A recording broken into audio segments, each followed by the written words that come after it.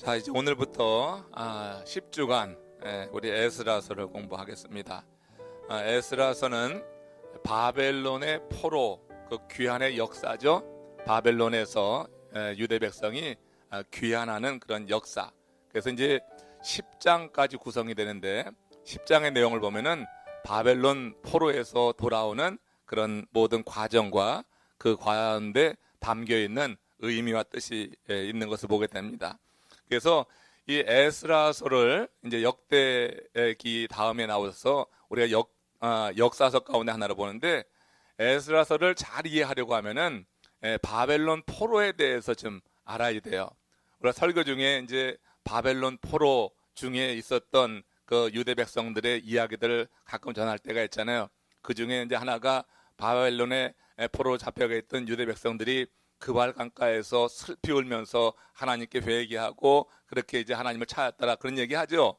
수금을 나무에 걸어두고 이제 그런 얘기들 한단 말이에요. 그러니까 설교 중에 자주 등장하는 게 이스라엘 백성들, 유대 백성들 특히 그 바벨론 포로기의 이야기가 많아요.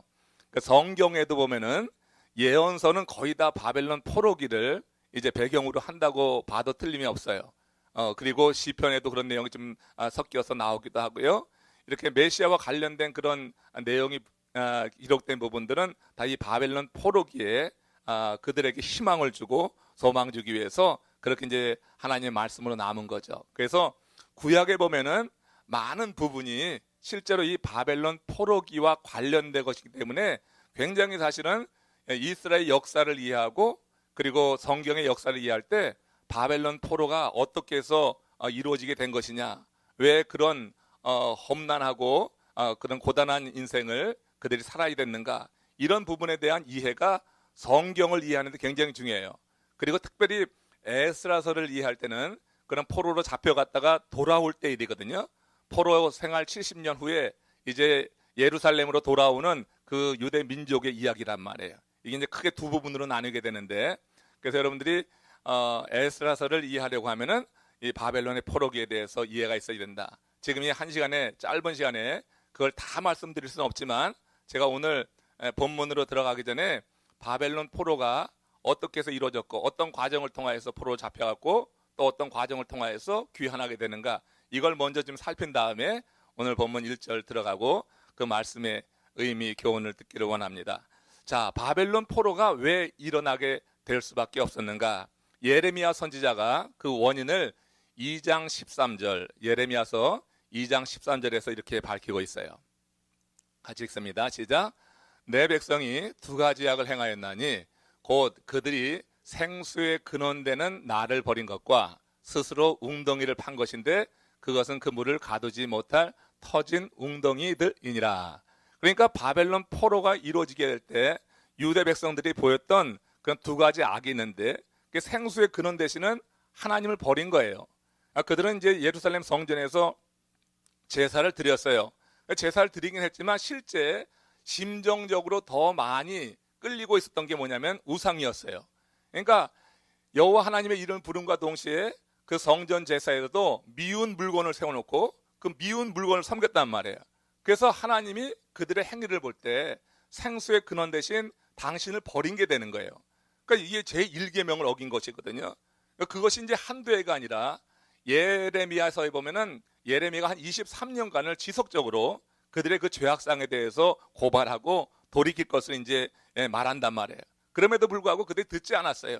그래서 결론적으로 그들이 결국 이런 이제 바벨론 포로로 잡혀가게 되는 가장 큰 이유 가운데 바로 이 예레미야 2장 13절에 있는 말씀처럼 생수의 근원이 되시는 여호와 하나님을 버린 것이고, 생수라고 하는 것은 계속 흘러넘치는 것인데 그 흘러넘치는 거, 그저 그 안에 있기만 하면 언제든지 그 생수로 인해서 적셔질 수 있는데 그것을 이제 버리고 그들이 스스로 웅덩이를 판 거예요.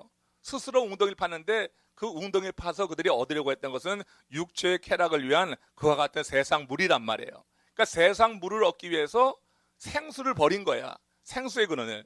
이것이 이제 큰 죄로 이렇게 고발되고 있는 것을 보게 돼요. 이 일로 인해서 그들이 이제 결국 바벨론의 포로로 잡혀가는데, 이 두 가지 원인만 해도 그 백성이 70년간 이 바벨론의 포로로 잡혀가서 고난을 당하기에 충분한 이유가 된다고 하는 거예요. 근데 성서학자들이 바벨론 포로의 의미를 크게 두 가지로 이제 정리해서 알려주고 있는데, 먼저 그 바벨론 70년 포로기의 의미를 하나님의 심판 사상과 연결하는 거예요. 그러니까 그 지금 말씀드린 대로 이렇게 하나님 앞에 득지하는 거죠. 생수의 근원 대신 여호와 하나님을 버리고, 그리고 스스로 웅덩이를 팠다고 하는 것은 우상을 섬겼다고 하는 거예요. 우상을 섬기면서 거기서 세상물을 얻기를 원했어요. 그건 육체의 쾌락이거든요. 그러니까 바알을 섬기고 아세라를 섬기고 하는 게 웅덩이를 판 거야, 스스로.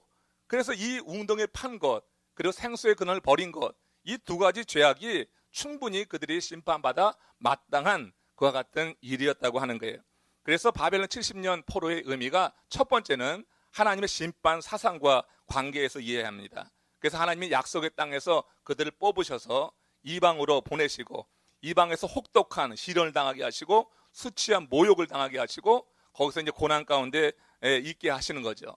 자, 그런 다음에 두 번째 의미가, 이 70년의 두 번째 의미가 역대하 36장 21절에 여기 보면은 안식의 기간이라고 하는 게 나오는데, 여기서 하나님의 사랑을 우리가 느낄 수가 있어요.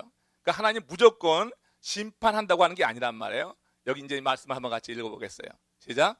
이에 토지가 황폐하여 땅이 안식년을 누림과 같이 안식하여 70년을 지냈으니 여호와께서 예레미야의 입으로 하신 말씀이 이루어졌더라. 그래서 70년의 그 포로 생활이 여기도 나오는데, 70년의 이 바벨론 포로 기간을 지금 역대하 기자는 뭐라고 본 거예요? 이 토지가 황폐하여 땅이 안식년을 누림과 같이 안식했다고 그랬어요. 그래서 좀 다른 각도에서 본 거예요. 그러니까 이 성서학자들이 볼 때 바벨론 70년의 그 의미가 있는 건데, 이게 하나님의 심판이에요. 분명히 그들의 두 가지 죄에 대한 하나님의 심판이지만, 또 다른 의미에서 다른 각도에서 보면은 황폐한 땅이 어떻게 70년의 안식년을 가지고 새로운 작물을 이제 심듯이, 그렇게 하나님께서 그들을 바벨론으로 옮겨 놓으셔서 그들 앞에 이제 70년 동안에 거기서 이제 안식하게 한 거로 본 거예요. 그걸 안식으로 봤어요. 영적으로 안식으로 봤어. 지금 예루살렘에 있으면 큰 우상을 섬기고 미운 물건을 섬기고 거기에서 이제 생수의 근원을 버리고 스스로 웅덩이를 파고 있었는데, 그렇게 웅덩이를 파고 있었지만 그들에게 가란 그 심령이 채워지지 않는다고요. 하나님께서 이렇게 죄를 범하고 있는 그들을 다른 땅 바벨론으로 옮기셔서, 이 지금 역대하 기자는 그걸 안식으로, 영적인 안식으로 보면서 그들을 거기서 정결케 하고 거기서 새롭게 하고 그들을 이제 회복시켜서 그들을 통하여서 이제 어떤 새로운 시대를 열어가기 위한 준비의 기간으로 70년을 봤다고 하는 거예요. 여기까지 여러분들 잘 이해되셨길 바라요. 그러니까 여러분, 이 바벨론 포로기에 대한 이해가 성경 이해하는데 굉장히 중요하다고. 왜 그런 일이 일어났느냐? 근데 이렇게 학자들이 보는 것은 그런 두 가지 관점에서 이 70년이라고 하는 걸 보는 거예요. 그러니까 심판으로만 보는 게 아니에요. 그죠? 심판으로만 보는 게 아니라 하나님께서 지금 죄악하고 타락해 있지만 이 백성에게 주신 약속 때문에, 아브라함에게 주신 약속, 다윗에게 주신 약속, 이 약속 때문에 버릴 수는 없는 거예요. 그래서 심판하시지만 심판의 기간을 정해놨어요. 그러니까 영원히 심판하는 게 아니라 70년이라고 하는 이 기간을 정해놨는데, 지금은 새로운 각도에서 70년을 보게 될 때, 이게 황폐한 땅을 개간해서 새로운 작물을 심기 위해서 땅을 안식시키는 것 같이, 그런 각도에서 역대하 기자는 봤다고 하는 거예요. 그래서 이제 이 바벨론 70년의 그 기간이 이와 같이 유대 백성을 향한 하나님의 징계와 함께 하나님의 사랑이, 그리고 끊을 수 없는 그들에 대한 어떤 희망을 우리가 볼 수 있다고 하는 것을 생각하고 바벨론 이야기를 해야지 되는 거예요. 그러니까 바벨론 포로기가 그런 의미에서는, 이건 넓은 의미에서 보면은 큰 하나님의 은혜요, 하나님의 역사다. 고난 당하는데 무슨 역사요, 무슨 은혜요, 이렇게 말할 수 있을지 모르지만 고난 당했기 때문에 그들이 회복됐어요. 그렇기 때문에 그것을 하나님의 은혜로, 하나님의 사랑으로 볼 수도 있는 것이다, 이렇게 보는 거예요. 이 바벨론 포로가 되어지는 그 과정을 좀 구체적으로 여러분들이 좀 생각해 보시고요. 제가 칠판으로 썼으면 좋겠지만 여러분이 뭐 다 금방 머리로 습득할 수 있을 것 같아요. 한번 기억해 보시기 바래요. 바벨론의 포로로 잡혀가는 게 한 번에 잡혀간 게 아니에요. 20년 정도에 걸쳤어. 그러니까 BC 605년부터 586년까지. 그러니까 남유대가 완전히 망한 그 연도가 뭐냐면 기원전 586년이에요. 쉽게 외우려고 하면은 386, 486, 586 컴퓨터 그 책을 외우면 돼요. 그래서 586, 기원전 586, 586년에 이 남유대가 완전히 망하는 거예요. 북이스라엘은 722년, 기원전 720년에 아수르에 의해서 망하고, 남유대는 기원전 586년에 바벨론에 의해서 망한단 말이에요. 그래서 지금은 이제 여기서는 이 에스라서에 국한하니까, 에스라서는 바로 남유대가 멸망한 그런 포로로 잡혀갔다가 귀환하는 내용이기 때문에 이제 북이스라엘 내용은 시간 관계상 다루지 않고, 오늘 이제 남유대가 멸망한 그 내용을 한번 보겠어요. 그러니까 바벨론으로 포로로 잡혀가는 게 이렇게 605년부터 시작해서 586년에 끝나는 거야. 근데 사실 586년에 끝나지 않을 수도 있었어요. 더 오래 갈 수도 있었어요. 그런데 586년도에 그 남유대의 왕이 그 20대 왕으로 시드기야라고 하는 왕이에요. 이 시드기야 왕이 그만 바벨론 왕을 반역했어요. 그렇기 때문에 바벨론 왕이 군대를 보내가지고 예루살렘을 완전히 점령해버렸죠. 그 전에 18대 왕부터 바벨론이 이제 이 남유대를 통치하기 시작한 거예요. 다시 식민 통치하는 거죠. 그래서 꼭두각시 왕으로 세워놓은 게 여호야김이라고 하는 왕이에요. 여호야김 왕 4세가 이제 첫 번째 806년에 이제 그때로부터 해갖고 이제 바벨론이 식민 정책의 일환으로 남유대에 있는 그 머리들 있잖아요. 리더급 인사들 다 잡아가기 시작하는 거예요. 그러니까 첫 번째 605년에 그렇게 이제 여호야김 왕 때 느부갓네살이 등극하면서, 바벨론의 왕이 등극하면서 이 유대에 있는 그런 지도급 인사들을 이제 포로로 잡아갔다는 얘기예요. 그 가운데 가장 잘 알려진 사람이 누구냐면 그 유명한 다니엘이에요. 그러니까 다니엘은 제1차 포로기에 잡혀갔던, 그러니까 그 얘기는 뭐냐면은 1차 포로에 잡혀갔던 사람들이 가장 똑똑한 사람들이 그 무리란 말이에요. 그러니까 다니엘이 그 중에 하나였다고 하는 거죠. 그래서 이제 1차 포로기는 여호야김 왕 때, 그리고 바벨론에서는 느부갓네살 왕이 이제 그렇게 식민 정책의 일환으로 유대 지도급 인사들을 데려갔다. 그리고 2차 포로는 BC 597년, 기원전 597년에 여호야긴이 여호야김에 이어서 왕위에 올랐어요. 그런데 이 여호야김 시대 때 또 이제 한 번에 포로를 잡아가게 되는데, 그때 잡혀간 사람 가운데 대표적인 사람이 에스겔 선지자예요. 잘 아시죠? 그러니까 1차 포로로 잡혀간 유대 백성들의 그 상황이 에스겔이 2차 포로에 잡혀가서 보니까 너무 극심한 거예요. 그들의 상황이 너무너무 핍절한 거예요. 그래서 에스겔이 본 환상이 뭐예요? 에스겔이 본 환상이 마른 뼈 환상이잖아요. 그죠? 그러니까 에스겔이 그 마른 뼈 환상을 보는 거야. 그러니까 유대 백성들의 그 상황이, 바벨론에서 잡혀있는 그 포로들의 상황이, 그러니까 온 유대 백성들의 상황이 마치 마른 뼈같이 희망이 없고 완전히 절망적인 상태에 있는 그런 환상을 이제 보여주시고, 그 환상을 보여주신 이 하나님께서 에스겔의 눈을 여시고 그에게 또 환상을 또 보여주는 게 뭐냐면 생기를 불어넣게 해서 그 뼈들이, 마른 뼈들이 군대가 되는 그런 희망을 줬단 말이에요. 군대라고 하는 것은 어떻게 해요? 명령에 의해서 움직이는 그런 조직인데, 이제 이 유대 민족이 그렇게 될 것이라고 하는 희망을 준 거예요. 그래서 이제 에스겔이 2차 포로기에 그렇게 잡혀가고, 3차 포로기에 바로 시드기야 왕이에요. 그게 남유대 20대 왕 시드기야가 왕위에 올랐을 때, 그때 시드기야가 앞에 있었던 18대 왕 여호야김이나 19대 왕 여호야긴처럼 바벨론 왕의 명령을 따르지 않았어요. 바벨론을 배반한 거야. 그 왕을 대적한 거예요. 한마디로 겁도 없이. 그 전에 여호야김 왕이나 여호야긴 왕이나 다 바벨론 왕의 꼭두각시였어요. 그러니까 식민 통치를 그들 왕을 세워놓고 그 바벨론이 마음대로 좌지우지했었지. 근데 시드기야가 왕이 되고 나서는 그 바벨론 왕의 명령에 쉽게 따르지 않는 거예요. 그리고 뒤로 다 딴 생각을 하고 배반을 했단 말이야. 그러니까 유대 민족의 입장에서 보면은 굉장히 용기 있는 선택이었지만, 바벨론 왕의 입장에서 보면 이건 가만둬서는 안 될 왕이었어요.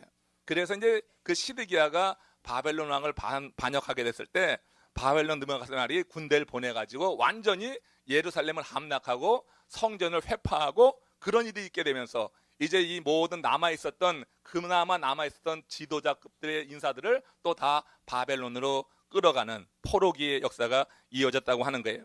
그때 있었던 일 가운데 이 시드기야의 그 마지막 종말에 대해서 예레미야서 52장 9절에서 11절에서 이렇게 밝히고 있어요. 한번 같이 보세요. 그 왕이 어떻게 되는가. 시작.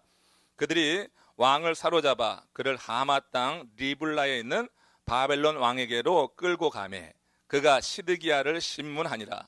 바벨론 왕이 시드기야의 아들들을 그의 눈 앞에서 죽이고 또 리블라에서 유다의 모든 고관을 죽이며 시드기야의 두 눈을 빼고 노사슬로 그를 결박하여 바벨론 왕이 그를 바벨론으로 끌고 가서 그가 죽는 날까지 옥에 가두었더라. 이게 지금 시드기야의 종말이에요. 그러니까 한 나라가 이제 이 완전히 망할 때 보면은 마지막 왕은 굉장히 수치를 당하잖아요. 우리 조선도 그렇게 되지 않았어요. 마지막 순정이 얼마나 처참한 그런 마지막을 맞이했어요. 수치를 당하고 포로로 잡혀가고 막 그랬단 말이에요.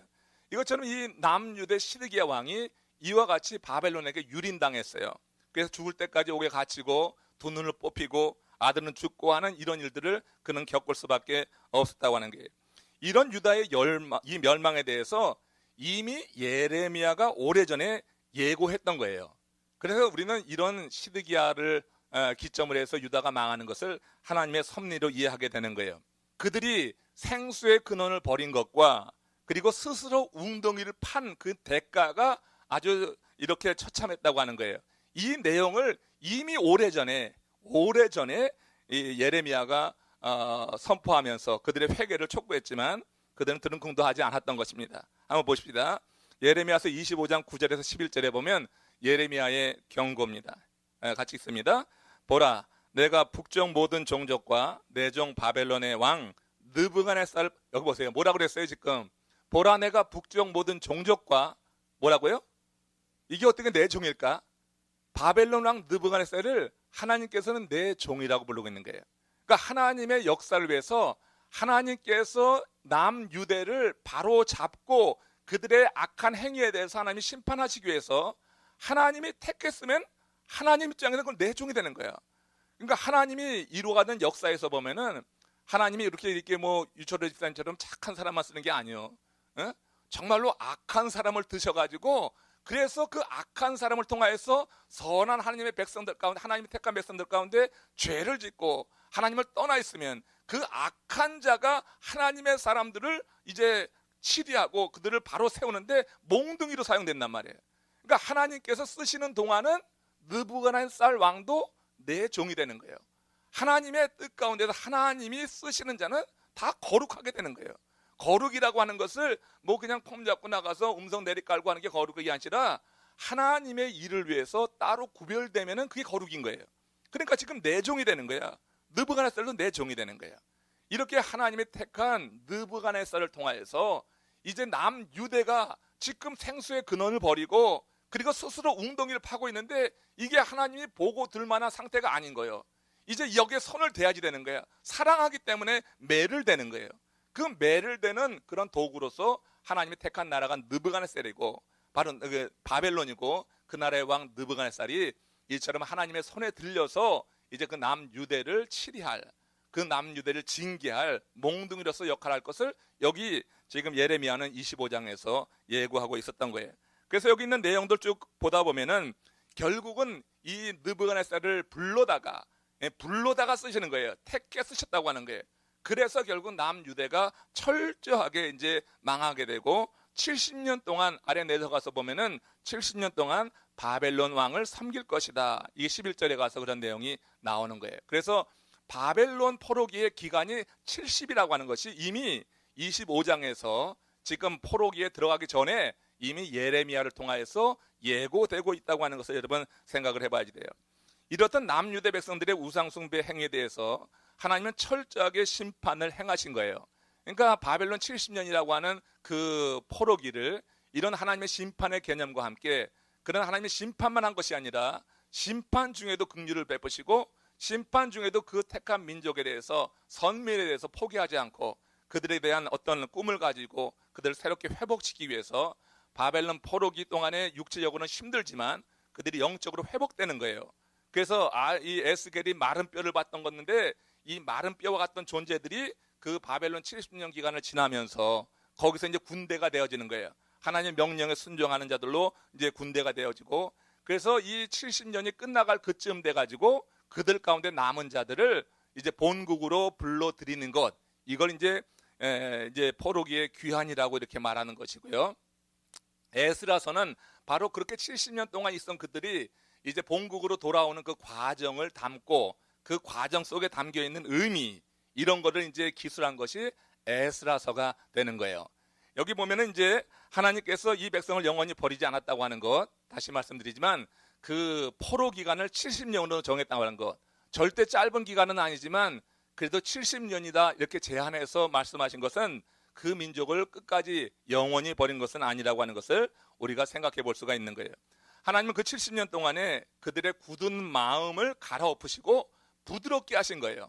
그 마음을 부드럽게 하신 거죠. 굳은 마음, 이제 생수의 근원을 버리고 스스로 웅덩이를 팔 때 그들의 마음은 굳었어요. 하나님의 말씀이 심어지지 않는 마음이 굳은 마음이야.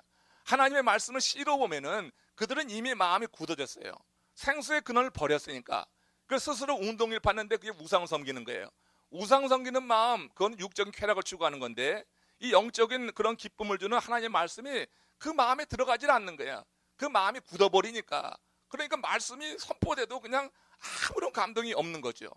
오늘 여러분 우리가 예배드리는 우리의 입장에서도 하나님 말씀 드릴 때 전혀 감동이 없으면 그 마음이 굳은 거예요. 하나님의 말씀이 내게 들려오는 그 시간, 여러분들은 감사하기를 주의 이름으로 축원합니다. 말씀이 들려오는 것이 내가 살아있다고 하는 거예요. 하나님 앞에 살아있는 거예요. 하나님의 말씀이 들려오지 않으면 이미 굳어버린 거예요. 굳은 마음은 하나님께서 어떻게 하든지, 우리가 구원받는 하나님의 사람이라고 하면 하나님은 그 굳은 마음을 어떻게 해요? 부드럽게 하기 위해서 우리에게 심판이라고 하는 거 하는 거예요. 우리의 시험과 연단이 오는 것이, 결국 여러분 신실하게 믿는 자들에게 그런 삶이 찾아드는 것은 결국 우리의 마음을 부드럽게 하고 더 하나님의 말씀 가운데 그 거하여 살아가게 하기 위해서 하나님이 내리시는 그와 같은 사랑의 매로도 볼 수 있는 거예요. 모든 게 그런 거 아니지만 욥기서를 보면 보듯이 모든 징계와 연단이 그렇다고 할 수는 없지만 많은 경우에 우리는 그렇게 볼 수 있다고 하는 거예요. 이렇게 바벨론 70년 기간 동안에 하나님은 유다의 백성들의 그 굳은 마음, 정말 굳어있는 마음, 그 생수의 근원을 버렸기 때문에, 우상을 섬겼기 때문에 굳어있는 그 마음을 이렇게 갈아엎으시고 그 마음을 부드럽게 하는, 그들을 연단시키는 기간으로 삼았고, 그걸 지금 역대하 기자는 그걸 안식으로 봤어요. 하나님 말씀을 들려오지 않았던 데를 이제 고난으로 받고, 오히려 하나님 말씀이 들려오는 이런 이제 고난의 현장, 육체적인 고난 현장에서 말씀을 듣는 부드러운 마음으로 변해가는 것을 안식으로 봤다고 하는 거예요. 그러니까 여러분 우리가 지금 하나님의 말씀을 들을 때 그냥 정신이 번쩍 나고 하나님 말씀을 들을 때 그래도 깨달아지면은 마음에 기쁨이 있고 한 것은 우리가 하나님께 정말 복받은 사람이라고 하는 거예요. 내가 하나님 앞에 살아있다고 하는 거, 그야말로 살아있네, 이거 여러분 말할 수 있는 거예요. 하나님의 말씀이 그렇게 들려지는 은혜가 이 에스라서를 읽는 가운데 우리 모두에게 임하시기를 주의 이름으로 축원합니다. 자, 여러분, 근데 이 바벨론 포로기에 대해서 이제 말할 때 이제 귀환이 이루어지는 것을 이제 말하게 되는 거고, 에스라서가 그걸 말하고 있다고 했는데, 흔히 바벨론으로부터의 귀환에 대해서 뭐에 비유하냐면 제2의 출애굽이라고 말해요. 그러니까 제1의 출애굽은 물론 애굽에서 이스라엘 백성들이 400년 이상 종살이 하다가 나오는 걸 말하잖아요. 근데 지금 이제 바벨론 70년 포로기에서 나오는 것을 제2의 출애굽이라고, 그렇게 이제 성서를 연구하는 분들이 말을 하기도 하고 우리는 동의를 합니다. 그런데 이게 차이가 나는 게 뭐냐면, 첫 번째 그 출애굽에서는 이스라엘 백성들이 거의 다 나온 거예요. 애굽에 있었던 200만 명이 넘는 그 백성이 나온 거니까 다 나온 거예요. 그리고 오히려 그 가운데 타 인종들이 섞여 나왔어요. 왜냐하면 우리 모세를 통하여서 하나님 보여준 이적과 이적을 바라보면서 하나님의 그 위대함을 보면서 따라 나온 사람들이 있었어요. 나중에 광야에서 섞여 나온 그 사람 때문에 문제들이 일어나는 그 사건들이 또 광야에서 있었죠. 그들은 세속적이었으니까. 그래서 이제 그 문제는 있었지만, 아무튼 이스라엘의 모든 백성들이 다 출애굽, 제1 출애굽에서 애굽에서 다 나와서 광야 40년 기간을 지내게 되죠. 근데 제2 출애굽이라고 하는 이 바벨론에서의 이 귀환에서는요, 모든 사람이 다 나온 게 아니에요. 거기서 남은 자만 나왔어요. 남은 자라고 하는 게 뭐냐면, 이 바벨론 지역은 굉장히 그 당시에 최고의 강대 구간이었어요. 그리고 모든 세상적인 게 굉장히 발전돼 있고 기쁨을 주는 많은 세상적인 것이 많이 있었어요. 그래서 포로로 잡혀간 사람들이 대개는 그 유대 백성들 가운데 리더급이었어요. 다니엘이나 에스겔 같이 이런 리더급 인사들이 많이 잡혀갔는데, 새로운 국가에 가가지고 그 나라에 살면서, 아니 포로로 잡혀갈 때는 리더급에 있었지만 이 사람들도 생수의 근원을 버리고 또 웅덩이 판 사람들이 많이 있었거든요. 근데 이 사람들을 잡아갔는데 더 좋은 세상이 거기 있단 말이야. 그러니까 그 세상에 그냥 동화돼 가지고 거기서 결혼하고 그냥 사는 그 낙에 즐겨 빠져있던 사람들이 많이 있었어요. 다니엘 같은 사람만 있었던 게 아니에요. 그래서 이 바벨론 70년 포로기에서 다시 돌아오는 귀환의 역사, 제2 출애굽이라고 하는 곳에서는 모든 사람이 다 나온 게 아니에요. 거기서 자리 잡고 잘 살고 있고 세상 낙에 빠져있던 사람들은 그냥 거기 있었어요. 그리고 남은 자들, 그런 가운데서 70년 동안 여호와 하나님 신앙을 지키던 사람들, 이렇게 정말 하나님의 사람들만이 거기서 이제 빠져서 귀환을 하게 되는 거예요. 이 귀환하는 역사도 포로로 잡혀가는 게 3차에 걸쳐서 이루어졌다 했잖아요. 3차에 걸쳐 이루어지는데 기간은 20년이었어요. 605년부터 586년까지 약 20년 동안에 이 3차에 걸쳐서 포로로 잡혀가는데, 포로에서 귀환하는 과정을 보면은 이것도 3차예요. 이것도 3차니까 참 흥미롭잖아요. 이 3차인데 포로에서 귀환하는 과정은 거의 한 100년이 걸려요. 그러니까 포로로 잡혀가는 건 한 20년에 잡혀가는데 3차에 나누어서. 근데 포로에서 귀환하는 것이 한 100년의 역사가 걸리게 됩니다. 538년부터 기원전 538년 그 바벨론이라고 하는 당대 아주 강대한 나라가 정말 예상치도 못한 어떤 사건을 통하여서 페르시아라고 하는, 우리 성경의 나라로는 바사지, 그러니까 페르시아에게 점령당하는 거예요. 바벨론이 엎어질 거라고는 도무지 생각하지 못한 시기에 그 페르시아에 의해서 완전히 점령당한 거예요. 그 페르시아의 왕이 누구냐면 그때 고레스예요. 페르시아의 왕 고레스가 등극하게 되면서, 그러면서 이제 이 유대 백성들, 그 바벨론에 이미 잡혀와 있었던 그 나라, 지금 페르시아가 또 점령했으니까 그 페르시아 점령하에 어떻게 해요? 그 바벨론 시대 때 잡혀왔던 유대 민족들이 그대로 있단 말이야. 근데 이제 페르시아가 이 바벨론을 정복하면서 고레스 왕이 그때 잡혀와 있었던 유대인들을 어떻게 해요? 유대 땅 예루살렘으로 돌려보내는 귀한 정책을 벌린 거예요. 그게 이제 오늘 본문 1장 1절에 나와 1, 2절에 나오고 이유도 나오고 하는데, 이렇게 귀환되어지는 그 과정이 이제 쭉 기술된 내용이 그게 바로 에스라서란 말이야. 그래서 에스라서를 이해하려고 하면은 바벨론 포로기에 대한 이해가 좀 더 있어야 돼요. 지금 시간이 짧아서 굉장히 긴 역사를 제가 짧게 했지만 여러분들이 몇 가지 기억나시는 건 있죠. 포로로 잡혀가는 것과 그리고 그 이유와 그리고 다시 돌아오는 그 과정 속에서 하나님이 이루신 일들을 우리가 보게 되는데, 에스라서는 1장부터 10장까지 되어 있어요. 1장부터 10장까지 되어 있는데 1장에서 6장까지가 제1차 포로귀환이에요. 제1차 포로귀환이 고레스 왕의 칙령에 의해 가지고 그 페르시아에 포로 잡혀 있었던 유대인들 가운데 원하는 자들이 다 온 거예요. 원하는 자들이. 그래서 왔는데 그 가운데 이제 그들을 이끌어왔던 대표적인 그 리더가 스룹바벨이라고 하는 사람이에요. 이 스룹바벨과 예수아라고 하는 사람인데, 이 두 사람이 리더가 돼서 한 5만 명, 약 5만 명의 유대인들이 예루살렘으로 다시 돌아오게 되는 것이 제1차 포로기환입니다. 그리고 한참 지나가지고 BC 458년경에 그때 이제 제2차 포로기환이 이루어지는데, 이때 그들을 이끌고 왔던 그 학사가 있어요. 그 유명한 에스라라고 하는 학사예요.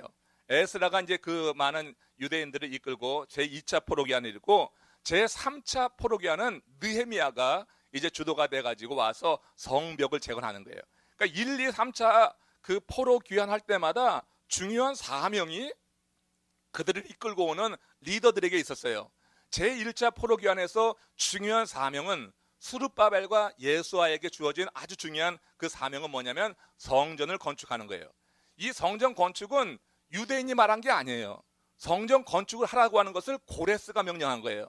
포로 귀환을 하면서 포로를 돌려보내면서 그 포로들에게 명령한 게 뭐냐면 예루살렘에 돌아가서 성전을 건축하라고 하는 거예요. 그러니까 유대인이 원해서 한 것이 아니에요. 그러니까 고레스가 명령해서 시작된 게 예루살렘의 제2 성전이라고도 하고 스룹바벨 성전이라고도 하죠.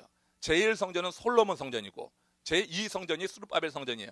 그래서 스룹바벨이 주도가 돼가지고 성전 건축이 이루어지는데, 이게 순탄하게 되진 않았어요. 처음엔 잘 되다가 중간에 어려움이 있고 많은 그런 대적들이 방해를 하고 막 그러면서 중단되었다가 다시 시작하고 한단 말이에요. 이런 역사 속에서 성경 보면은 오늘 에스라서 1장에서 보듯이 이 에스라, 이게 뭐냐면은 나중에 펴도 돼요. 여기 보면 에스라에서 여기 지금 고레스가 칙령을, 조서를 내렸다고 하는데 그 조서를 내린 건 칙령이라고 한단 말이에요. 이 칙령의 역사가 지금 이 귀환의 역사와 맞물려 있어요. 그래서 이제 이 칙령에 대해서 좀 더 자세히 살펴볼 기회가 있을 겁니다. 이 에스라서 1장에서 10장까지가 바로 이스라엘 백성들이 바벨론에서 귀환하는 역사다. 그래서 1장에서 6장까지는 제1차 포로 귀환, 그래서 수르바벨의 주도가 되는 포로 귀환, 그 제1차 포로 귀환의 역사고, 그리고 7장에서 10장까지는 제2차 에스라가 주도가 되는 그런 포로 귀환의 역사예요. 1차 포로 귀환에서는 성전을 이루었고, 그다음 2차 포로 귀환에서는 율법을 강화하고 그들을 이제 말씀을 세우는 그와 같은 내용이 주류가 돼요. 그래서 1장에서 10장이지만 대부분에서 심플리파이 하면은, 간단하게 설명하면은 성전 건축과 율법 교육이에요. 이 두 가지가 에스라에서 10장의 중요한 내용이 된다고 하는 것을 여러분 염두에 두시고, 3차를 주도한 느헤미야 이야기는 에스라서에는 없어요. 그건 느헤미야서 따로 있는 거죠. 근데 그게 바로 바벨론 포로에서 귀환하는 역사 가운데 이어지는 내용이에요. 그게. 그래서 1, 2, 3차 포로 귀환의 그런 역사를 우리가 생각해 보면서 이제 에스라서를 읽게 되면은 여기서 이제 더 많은 그런 이해, 그리고 우리가 이 가운데 담겨 있는 그런 어떤 교훈들을 들을 수가 있을 것이라고 생각합니다. 자, 이제 1절 말씀 보겠습니다. 자, 1절 말씀이에요. 여기 말씀 가운데 이제 이런 배경을 가지고 보시면 좀 더 이해가 될 거예요. 같이 있습니다. 바사왕 고레스 원년에 여호와께서 예레미야의 입을 통하여 하신 말씀을 이루게 하시려고 바사왕 고레스의 마음을 감동시키며 그가 온 땅에 공포도 하고 조서도 내려 이르되 했어요. 여기서 뭐라 했어요? 앞부분에 바사왕 고레스 원년, 그러니까 바사왕 고레스가 이제 바벨론을 정복하고, 그리고 이제 바사라고 하는 이제 제국을 이제 성립하게 되면서 그 원년에 여호와께서 예레미야의 입을 통하여 하신 말씀이라 했어요. 그럼 여호와께서 예레미야를 통하여서, 그 입을 통하여서 하신 말씀이 뭐예요? 그 말씀이 뭐예요? 유대 백성들이 바벨론에 포로로 잡혀가게 될 것이고, 그 기간이 몇 년이라고요? 70년이라고 하는 거예요. 그러니까 지금 고레스 왕이 이제 바벨론을 점령하고 페르시아 제국의 그 왕으로 등극하게 됐을 때, 그때 유대 백성들이 거의 70년이 된 거예요. 바벨론에 잡혀와서 거의 70년이 되던 즈음에, 그래서 예레미야로 하신 그 말씀을 여호와 하나님이 이루게 하시려고 얘기해요. 자, 보세요. 그 당시로서는요, 바벨론이 망할 것이라고 아무도 생각하지 않았어요. 이건 세상 역사도 말하는 거예요. 그러니까 바벨론이 그렇게 급격하게 무너질 것이라고 도무지 생각하지 않았어요. 자, 그런데 오래전에 예레미야는 이 유대 백성들이 바벨론의 포로로 잡혀갔다가 70년 동안 잡혀있다가 돌아올 것을 말했다고요. 근데 70년이 다 되고 있지만 실제로 바벨론의 그 세력이라고 하는 건 강력했어요. 그러니까 무너질 것으로 생각을 못하던 그 시점인데,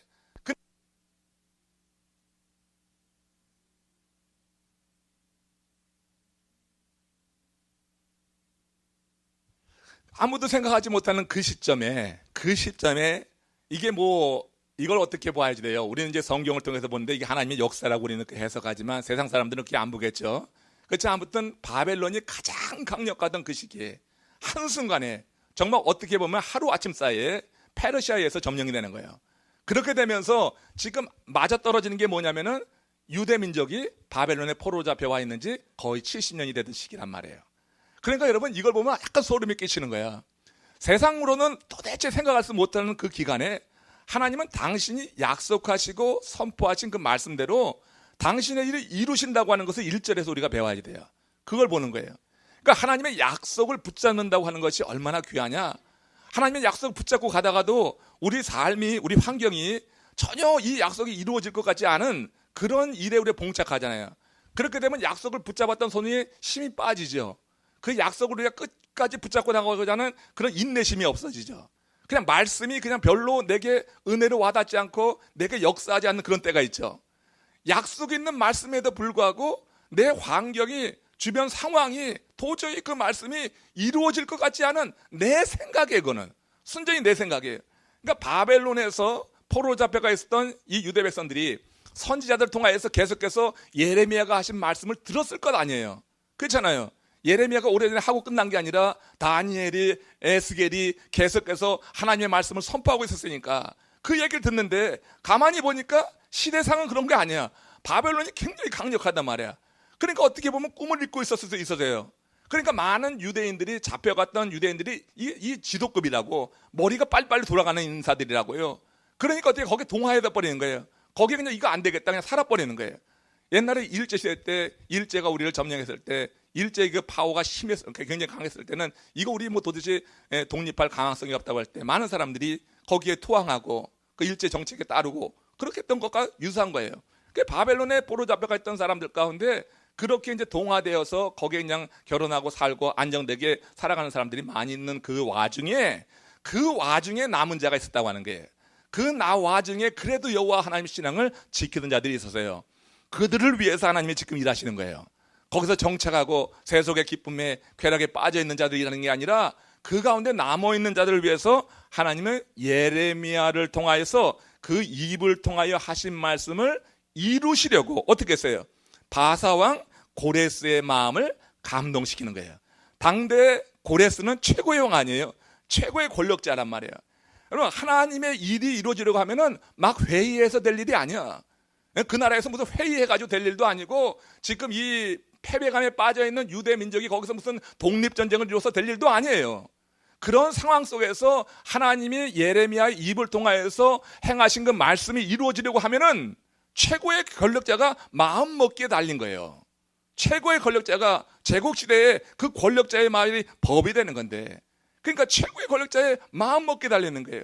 이런 상황 속에서 우리가 볼 때는 도무지 가능성이 없는 것 같은 그런 상황 속에서 하나님은 예레미야에게 하신 약속, 이 약속을 하나님이 기억하신 거예요.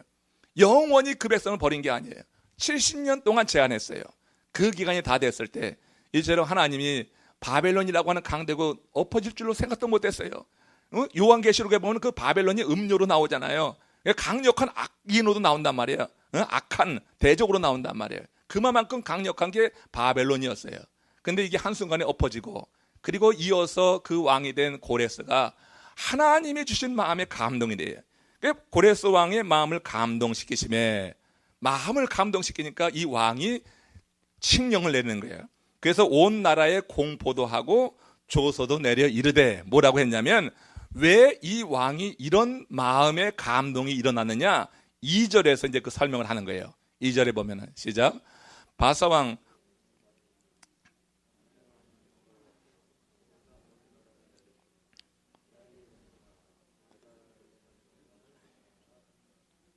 너희 중에 그의 백성 내 자는 다 유다 예루살렘으로 올라가서 이스라엘의 하나님 여호와의 성전을 건축하라. 그는 예루살렘에 계신 하나님이시라. 자, 여기 이제 이 내용을 보면요, 바사왕 고레스가 뭐라고 했어요? 하늘의 하나님 여호와께서 세상의 모든 나라를 내게 주셨다. 그러니까 다시 말하지만 바벨론이 그렇게 급력하게 무너질 나라가 아니었어요. 그렇지만 어떤 무슨 정치적인 뭔가 있었겠죠.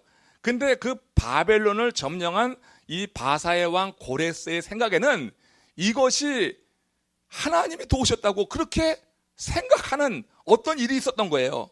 그러니까 아니, 그 강력한 나라를 제압하고 이제 세계 최고의 나라 왕이 됐는데, 하나님이 나라를 주셨는데 그 하나님의 백성들을 돌려보내는 거, 이거 여러분 어려운 일이 아니에요. 그렇잖아. 자기가 생각할 때 진짜 내가 나라를 얻은 것이 바로 여호와 하나님이 내게 도우셔서 내게 나라를 주셨다고 생각한다고 하면 그 하나님의 백성을 돌려보내는 것은 큰 문제도 아닌 거예요. 가만 생각해 보세요. 여러분, 그 당시에 포로들은요, 노동력이었어요. 지금처럼 머리로 하는 게 아니라 몸으로 일한단 말이야. 근데 여러분, 5만 명이나 되는 그 노예들을 돌려보내는 거거든요. 한마디로 그거는 쉬운 결정할 일이 아니라고요. 그거 쉽게 할 일이 아니에요. 자기 국력의 낭비가 되는 거지. 5만 명을 가지고 이룰 일이 얼마나 많은데, 그런데 그 사람들을 돌려보낸다고 하는 것은 그만큼 고레스의 입장에서 무너뜨릴 수 없을 것 같았던 바벨론을 무너뜨리는 과정 속에서 하나님께서 하신 일이 있다. 그래서 모든 세상의 나라를 내게 주셨은즉 나에게 명령하신 대로 내가 예루살렘의 성전을 건축하기 위해서 그 백성을 보내노라. 이렇게 되는 거예요. 그러니까 그 나라를 내게 주신 하나님께 감사한 마음으로 그 백성을 돌려보내면서 그 백성이 섬기는 하나님의 그 거처되는 성전이 지금 다 회파되고 없단 말이에요. 근데 그걸 하나님께서 고레스에게 이 백성을 돌려보내서 성전을 건축하게 하라. 그것이 내가 머물 곳이다. 아니, 내게 나라를 주셨는데 성전 하나 짓게 하는 게 뭐 큰 문제예요. 그렇잖아요? 그러니까 이제 그곳에 있었던 포로들 다 돌려보낸과 동시에 하나님이 자기에게 하신 말씀 그대로 지금 하는 거예요. 그러니까 성전을 지으라. 너희들은 돌아가서 성전을 건축하라. 이렇게 명령하는 거예요. 그러면서 이스라엘의 하나님은 참 하나님이시니 너희 중에 그의 백성된 자는 다 유다 예루살렘으로 올라가서 이스라엘의 하나님 여호와의 성전을 건축하라. 그는 예루살렘에 계신 하나님이시라. 여러분, 우리는 이거 어떻게 우리의 이성을 가지고 합리적인 생각으로 다 이해하지 못하는 거예요. 하나님이 하신 일을 지금 성서 기자가 그런 믿음의 눈으로 신앙적 관점에서 이렇게 풀어 쓰고 있는데, 우리는 이 말씀을 그냥 성서의 말씀으로, 하나님의 말씀으로 받아들이면 되는 줄 믿습니다.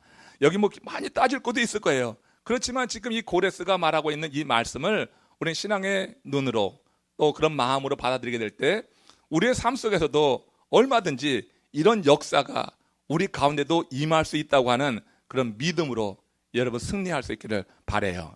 그러니까 정말 예상치 못한 시기에 하나님께서 이루신 일이 얼마나 위대한지, 이렇게 그 이스라엘이 포로로 잡혀가서 70년 있는 동안에 정체성도 잃어버리고 거기에 동화되기도 하고 그야말로 돌아올 가능성이 거의 없어지는 거예요. 약속은 있지만 가능성은 없는 그때 하나님께서 일하신 이 내용을 보면 그야말로 기이한 역사다 하는 거예요. 세상 나라 바벨론, 하나님께서 이스라엘을 포로로 잡아갈 때 크게 쓰신 내 종이라고 했던 느부갓네살이 다스리는 그런 왕, 그런 나라지만 그와 같은 나라를 한순간에 무너뜨리고, 왜?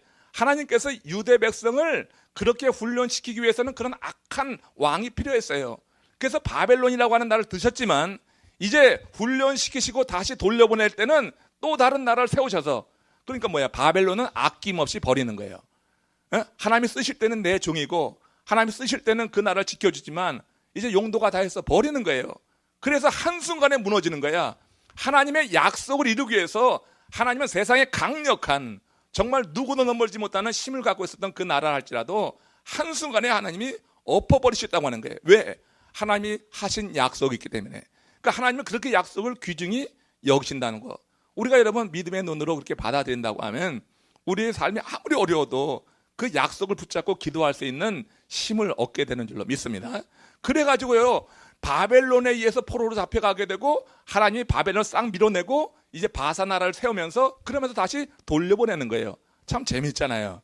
그렇죠? 그래서 갈 때도 3차, 올 때도 3차, 하나님께서 그 당시 당대의 최고의 나라들을 통하여서 이스라엘 백성, 남유다의 백성을 훈련시키고 훈련 마친 다음에 다시 돌려보내고, 그래가지고 이제 그 70년의 기간이 하나님의 심판인 동시에 그들이 어떻게 해요? 새로운 시대를 열어갈 수 있는 준비를 갖추는, 그래서 굳은 마음을 다 제해버리고 그렇게 부드러운 마음을 갖게 하시고 하나님의 말씀이 들려가는 그와 같은 존재를 만들어서 남은 자들을 불러들이는 거예요. 남은 자들, 모든 사람이 아니에요. 하나님이 가끔 흩으실 때 보면은 이렇게 흩으시는 과정을 통하여서 믿음을 보시고 그 가운데 남은 자들 불러들이셔서 그들의 믿음에 참과 거짓을 나누게 하시고 참된 믿음을 가짐을 통하여서 하나님의 일이 이루어진다고 하는 것을 우리가 보게 되는 거예요. 1, 2절에 있는 말씀이 여러분 대단히 은혜가 되죠. 자, 그런데 이 바사왕 고레스가 한 일을 또 보게 되면 더 이제 은혜가 되는 게 그 다음에 있습니다. 이제 고레스가 내린 칙령에서 예루살렘 성전 건축에 대한 강한 의지가 고레스 왕이 있는 거예요. 이건 유대인족이 아니에요. 어떤 선지자도 아니고 거기에 리더들이 아니었어요. 고레스 왕이 예루살렘 성전을 지어야지 된다.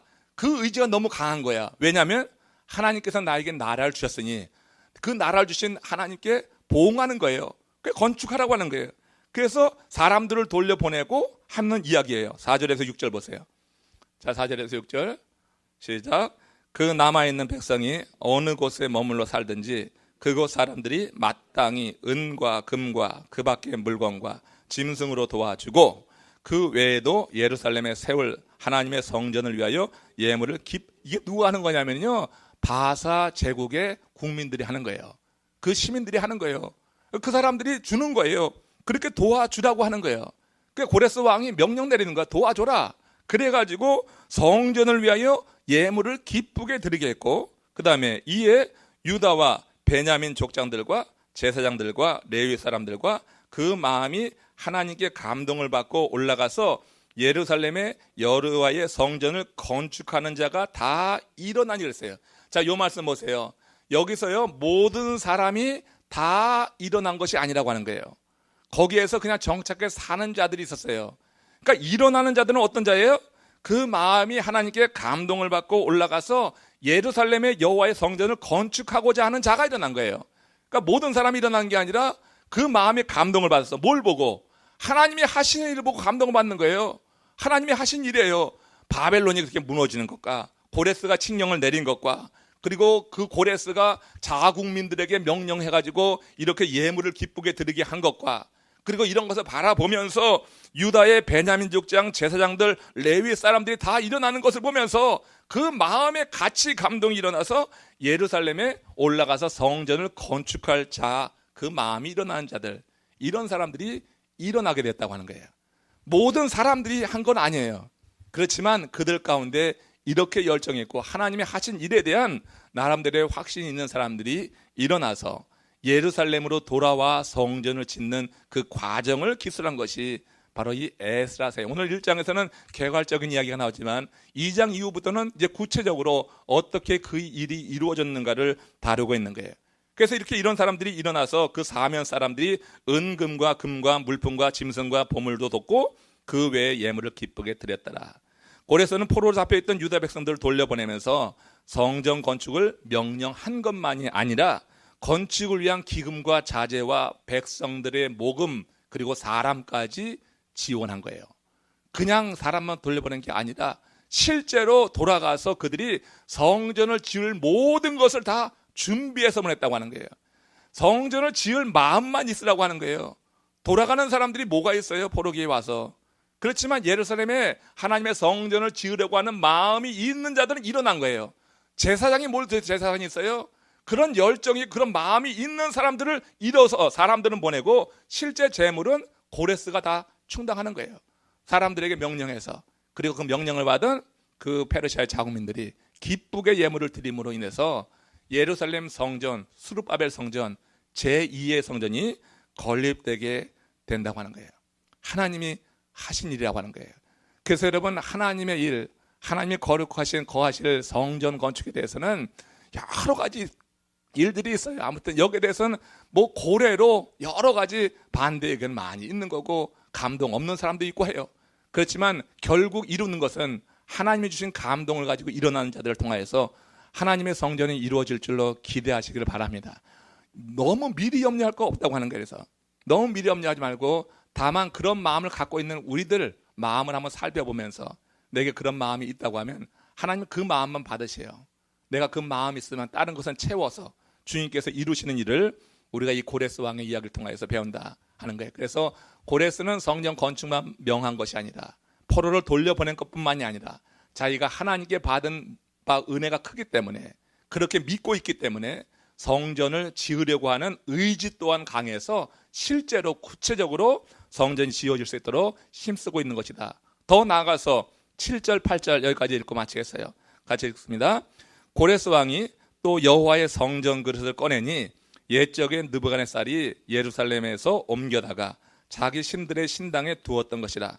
바사왕 고레스가 창고지기 미드드랄에게 명령하여 그 그릇들을 꺼내어 세워서 유다 종족 세르바살에게 넘겨주니라 하면서 9절에서 11절까지는 그 넘겨준 그런 성전 기구의 양들이에요. 그냥 어떤 걸 보내고 몇 개를 보내고 했던 그 내용이니까 8절로 이제 오늘 마치면 되겠어요. 여기서 보니까 고레스 왕이 어떻게 했어요? 거기 성전을 건축하는 사람을 보내줬죠. 거기에 또 들어갈 자재 또 기금 모든 것 다 보내줬죠. 거기다가 성전이 다 완성된 이후에 그 안에서 사용될 기구까지 다 돌려보낸 거예요. 이건 70년 전에 느부갓네살 왕이 강탈해 온 거예요. 그죠? 거기에 뒀으면 어떻게 될지 몰라. 그렇잖아요? 70년 전에 거기에 뒀으면 어떻게 다 이게 다 훼손되고 또 누가 훔쳐갔을지 몰라요. 근데 느부갓네살이 한꺼번에 훔쳐왔어. 한꺼번에 훔쳐왔다가 그 바벨론의 창고에 잘 모셔뒀다가 이제 이스라엘 백성을 돌려보내면서 고레스 왕이 그걸 다시 다 돌려보내는 거예요. 얼마나 재밌어요? 이런 이야기 보면 참 재밌잖아요. 그죠? 그래 다 그냥 고스란히 그게 뭐 상하기나 해요? 금이니까 노시니까 상합니까? 그대로 70년간 잘 보존돼 있다가 이제 성전을 지으면은 그 성전에 그냥 뭐 성전만 지고 끝입니까? 우리도 성전 짓고 나면은 그게 끝입니까? 안에 들어갈 것이 많이 있는 거지. 그런 것도 채워줄 줄로 믿습니다. 성전 건축은 건축대로 하고 채워주는 건 채워주는 대로 하고 하나님이 그런 마음을 주시는 사람들을 이렇게 세우면은 얼마든지 가능한 거예요. 그러니까 내가 못하면은 자꾸 이제 못하는 것만 생각나는 거야. 그렇게 되면 이제 한마디 해도 이상한 얘기 하는 거죠. 근데 우리 여기 이제 에스라서를 공부하는 여러분들은 이런 이야기를 보세요. 이 이야기에서 이제 마침 이제 우리도 곧 이어서 이제 본격적으로 이제 되겠잖아요. 이제 얼마나 더 미뤄지겠어요. 이제 곧 될 줄로 믿어요. 이제 여기 옆에 막 이제 건물 짓기 위해서 이제 뭐 이제 해체 작업이 시작될 거예요. 실제로 해체 작업이 시작되면서 우리가 여러분 이 에스라서를 같이 공부해 나가는 과정에서 많은 어려움이 있어요. 이게 순탄하게 된 게 아니에요. 알듯이 1차 수룹바벨이 이 백성들이 이끌고 귀환한 이후에 처음에는 잘 진행이 됐지만 중간에 방해자들이 나타나면서 오랜 기간 중단되는 역사가 있었어요. 쉽지 않은 일이었어요. 그렇게 중단되었다가 다시 이어지고 하는데 그 과정마다 칙령이라고 하는 거, 이방 나라 당시의 페르시아 왕들이 칙령을 내리면서 그 모든 일을 풀어나가는 것을 볼 수가 있습니다. 그래서 이제 에스라서는 칙령의 역사라 또 이렇게도 말하고 있어요. 여하튼 이런 과정을 이제 우리가 바라보면서 하나님이 하시는 일들에 대해서 우리가 실제적으로 한번 더 같이 가까이 느껴보는 이번 10주간의 성서 강해가 되기를 바랍니다. 자, 오늘 여기까지 마치고요. 다음 시간에 오늘 제가 못다한 말씀 조금 이어서 복습하면서 2장에 들어가면은 이름들이 쭉 나오거든요. 좀 지루한 이름이야. 그때 갔던 그런 인물들의 이름이 쭉 나오는데 대표자들 그것도 다 의미가 있어요. 아무튼 그렇잖아요. 우리가 성전 건축할 때 얼음모로 헌신한 자들의 이름이 쭉 이제 어느 곳에 뭐 그래. 병원에 가서 보면은 그냥 쭉 이름이 있고 막 그래. 아무도 읽지 않지만은 거의 보지 않지만은 그래도 거기에 이름 올라간 사람들은 의미가 있는 거예요. 하나님 나라 일을 위해서 쓰임 받는 사람들 이름이 써 있다고 하는 거 우리가 쓱 지나가는지 모르지만 그 한 영혼에게는 굉장한 의미가 있는 거예요. 우리가 이름을 읽을 때도 족보를 읽을 때도 그래서 우리가 좀 더 이렇게 믿음의 눈을 가지고 보면은 참 의미 있게 읽을 수가 있는 내용이고요. 그래서 에스라서 10장까지 공부하면서 전부 다 읽지는 않을 거예요. 매 장마다 핵심되는 그런 구절들을 뽑아서 그 장에서 전하고자 하는 그런 주제를 중심으로 해서 이제 10주를 진행해 나갑니다. 여러분들이 매주 나오셔서 에스라서에서 정말 하나님께서 우리에게 전하시고자 하는 그 말씀을 잘 귀담아 들을 수 있기를 바라고요. 자, 오늘 여기에서 이렇게 마칩니다. 우리 다 같이 고개 숙여서 기도합시다.